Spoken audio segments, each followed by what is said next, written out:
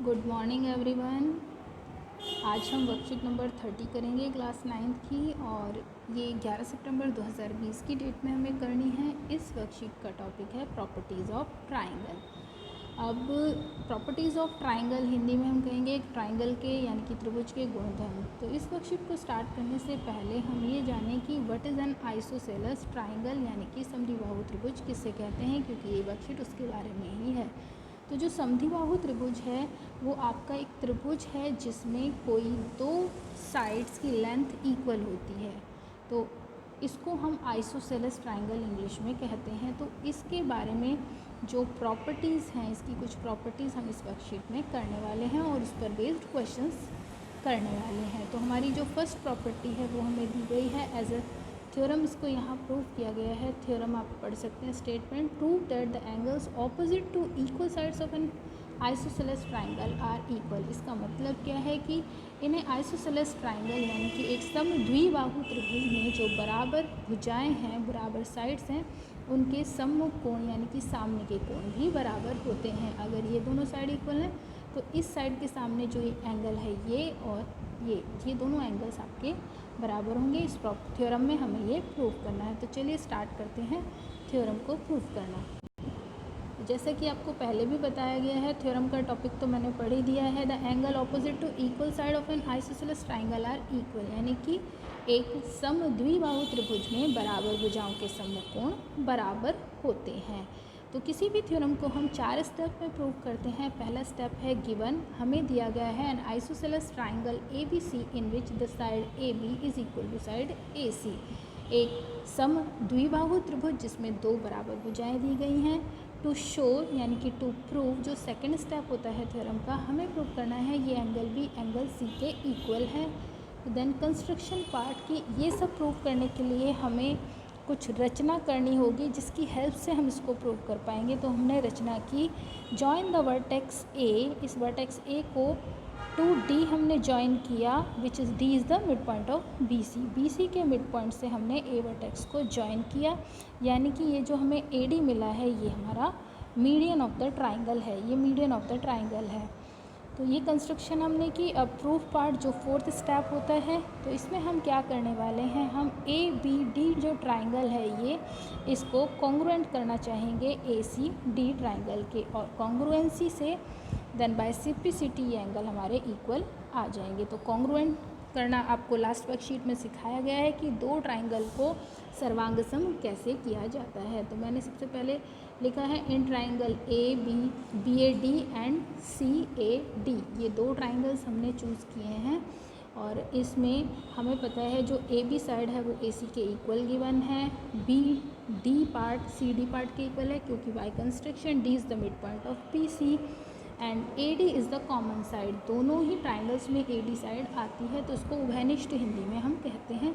तो जो कॉमन लिखा है उसको आप उभयनिष्ठ लिखेंगे हिंदी में। तो ये दो जो ट्राइंगल्स आप शुरू में ले रहे हैं, ये दोनों ट्राइंगल्स आपके कॉन्ग्रुएंट हो जाते हैं बाय एसएसएस रूल, क्योंकि पहले ट्राइंगल की तीनों भुजाएं दूसरे ट्राइंगल की कॉरस्पॉन्डिंग यानी कि संगत तीनों भुजाओं के बराबर हैं। तो by S S rule triangle A B A D is congruent यानी कि सर्वांगसम है ट्राइंगल सी ए डी के। और क्योंकि सर्वांगसम त्रिभुजों के संगत भाग बराबर होते हैं, यानी कि आपके जो आइसोसेलेस में बोल रही हूँ, कॉन्ग्रुएंट ट्राइंगल्स हैं, उनके कॉरस्पॉन्डिंग पार्ट्स इक्वल होते हैं, तो angle B equal to angle C हुआ। अब आगे वर्कशीट में हमें सेकंड क्वेश्चन दिया गया है कि a triangle A B C is an isosceles triangle. ये जो आप ए बी सी दिख रहे हैं ये एक आइसोसेलेस ट्राइंगल है जिसमें ए बी साइड और ए सी साइड इक्वल हैं, और डी और ई पॉइंट हमने बी सी साइड पर इस तरह से लिए हैं कि जो हमारा बी ई पार्ट है वो डी सी पार्ट के इक्वल है, मतलब इसके बीच में ये जो डी ई पार्ट है वो दोनों में कॉमन पार्ट है। तो हमें शो करना है कि जो ये ए डी पार्ट है वो इक्वल होना चाहिए ए ई के। ए डी आप ये देख रहे हैं A D is equal to A E, ये आपको प्रूव करना है। तो ये प्रूव करने के लिए आप सबसे पहले दिमाग में ये रखें कि जिसमें ये पार्ट आ रहे हैं हम वो वाले ट्राइंगल्स को कॉन्ग्रुएंट करेंगे यानी कि सर्वांगसम करेंगे, एंड देन बाइसिपिसिटी हम कहेंगे कि ये दोनों पार्ट इक्वल हैं। तो ए डी पार्ट देखिए, आपका ट्राइंगल ए बी डी में ए डी एक साइड है, तो मैं सबसे पहले A B D triangle choose करूँगी। इसी तरह से जो ए ई साइड है वो ए सी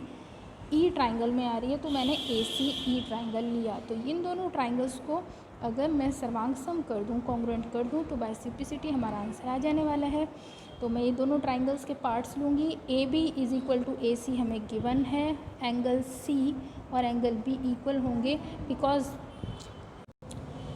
तो जो आपका एंगल बी है वो एंगल सी के इक्वल है, क्योंकि ये ट्राइंगल ए बी सी में इक्वल साइड के ऑपोजिट एंगल्स हैं। इसी तरह से बी ई आपको डी सी के इक्वल गिवन है, तो मैं दोनों ही तरफ से डी ई और डी ई सब्ट्रैक्ट कर दूँगी। अब देखिए, जब हम बी ई से सब्ट्रैक्ट करेंगे डी ई, तो हमारे पास सिर्फ बी डी पार्ट बचेगा, और इसी तरह से जब डी सी में से ये डी ई पार्ट सब्ट्रैक्ट होगा तो इधर आपके पास ई सी पार्ट बचेगा।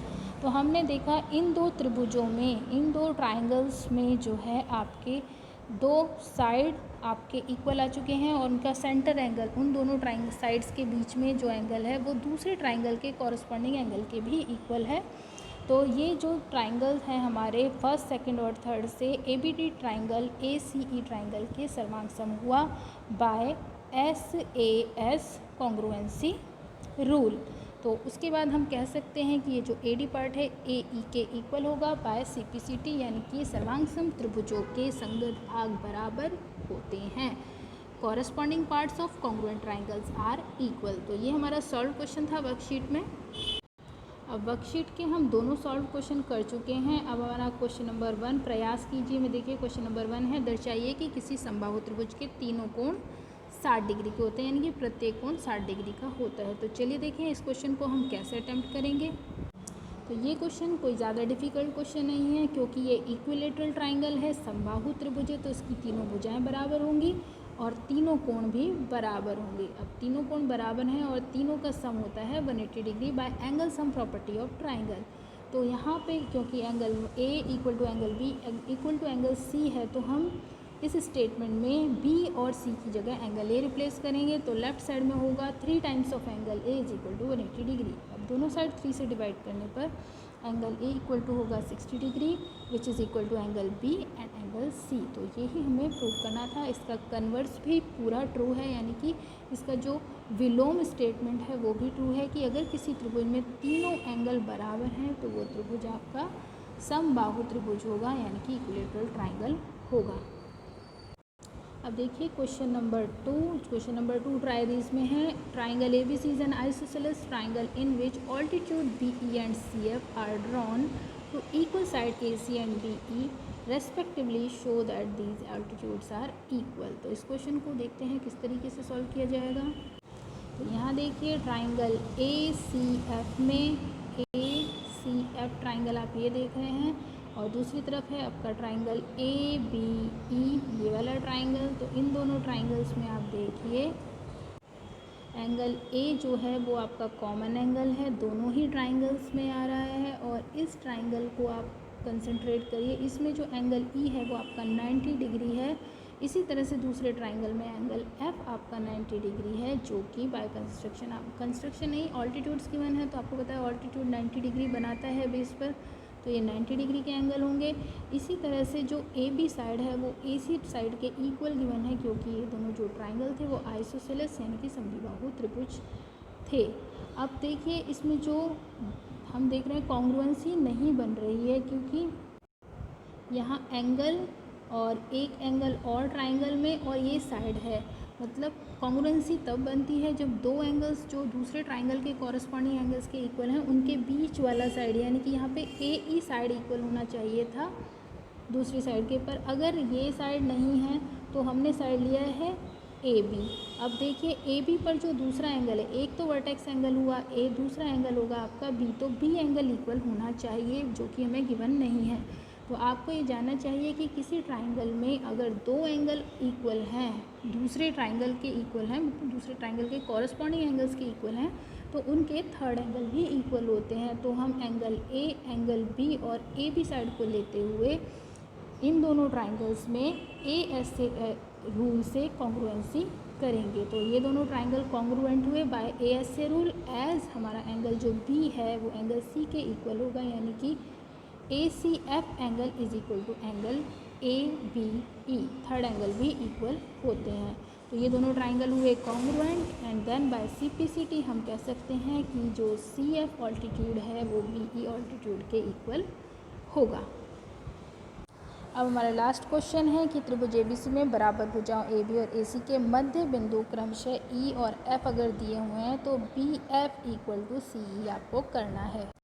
तो इस ट्राइंगल में आप देखिए, इन ट्राइंगल बी सी ई, ये जो बी सी ई ट्राइंगल है नीचे वाला, और ट्राइंगल बी सी, मतलब बी सी दोनों में कॉमन है, बी सी एफ ट्राइंगल, इन दोनों में हम कॉन्ग्रुएंसी करेंगे। तो इसके जो इक्वल पार्ट्स हैं आप देख सकते हैं, B C is the common part, दोनों ही ट्राइंगल्स में हैं, और इन दोनों ट्राइंगल्स में एंगल बी और सी इक्वल होंगे, क्योंकि A B C triangle isosceles triangle है और समद्विबाहु त्रिभुज है। तो ए बी और ए सी के सामने के एंगल, अपोजिट एंगल इक्वल होंगे।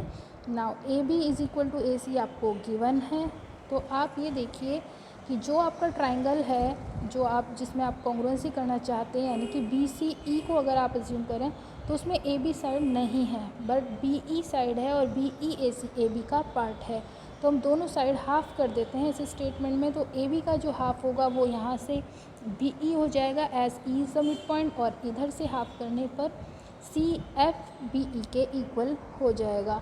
तो इस ट्राइंगल में जो आप ट्राइंगल आपने चूज़ किया, इसमें आप देख रहे हैं कि एंगल बी आपने इक्वल किया है, बी ई साइड इक्वल की है, और बी सी साइड आपको कॉमन गिवन है। तो एंगल साइड एंगल से दोनों ट्राइंगल कॉन्ग्रुएंट हुए bye S A S rule, side angle side rule, और सी पी सी टी से आप कह सकते हैं कि जो सी ई है वो बी एफ के इक्वल है।